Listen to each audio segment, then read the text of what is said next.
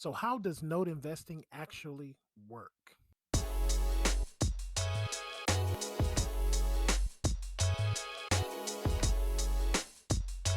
Video, I'm going to highlight just the process of how a note transaction works. Well, let's back up a little bit. When it comes to purchasing a home, or when someone wants to buy a house, perhaps you've bought your house, the borrower borrows money from a lender, such as a bank, an institution, some type of lending institution. There's all of them banks, there's lending tree, there's all kinds of lending institutions. Those lending institutions would assign a promissory note, such as the one you see here, as well as a mortgage, and attach it to collateral. In this case, collateral is your home. So they collateralize your home. Why? Because if you stop paying, what happens? The bank, the lender, can take your house. They can foreclose on it if you stop paying. So you owe the lender. And step one, when it comes to um, buying um, notes, you have this promissory note. Many people know what a promissory note is. You promise to pay.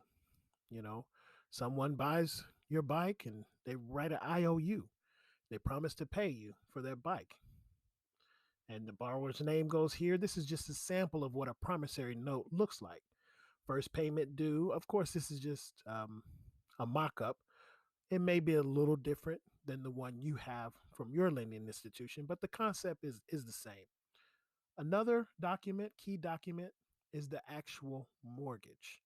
And these mortgages will be drafted by a loan originator, someone who is licensed, preferred. Now, there's some that are not licensed that are floating around out there.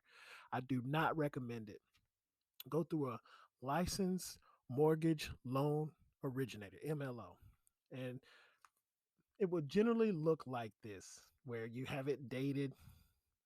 And notice this right here. Here's the collateral, the address and legal description of the property, along with the interest payments, down payments, all those types of things written in a mortgage.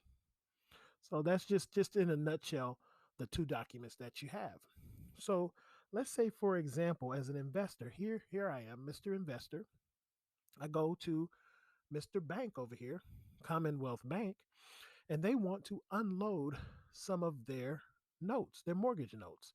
Perhaps they're in default, they're non performing notes. Perhaps they're actually performing and they just want to unload some capital to buy and purchase something else. Who knows? No one really knows what banks do sometimes, but they do sell discounted notes all the time.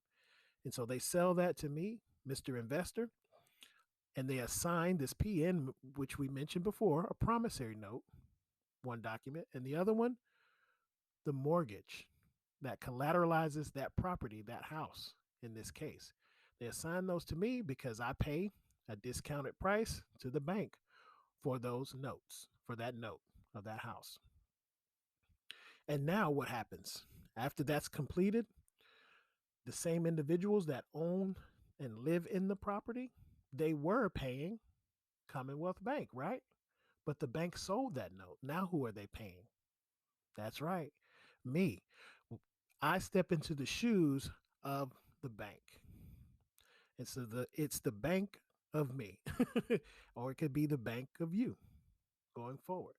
So that, in a nutshell, is how the purchase of mortgage notes work. In a nutshell, if you'd like to learn more about mortgage notes and how to invest in them, and it's a very, very, very lucrative field, guys.